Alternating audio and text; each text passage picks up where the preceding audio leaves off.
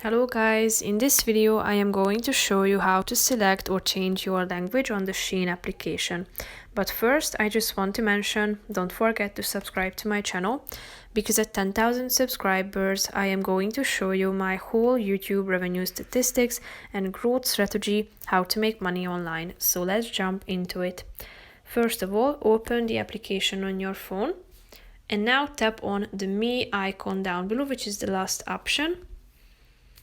Tap on the settings icon at the top of the screen, which is the third one. After that, click on language.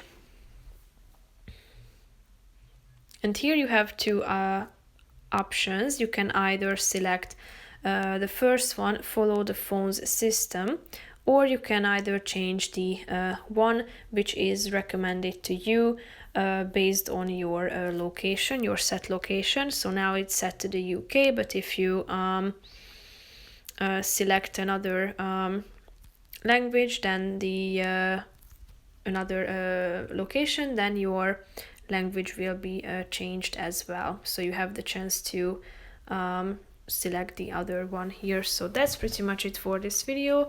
I hope you found it helpful. If you did, consider subscribing and see you in the next video. Bye bye.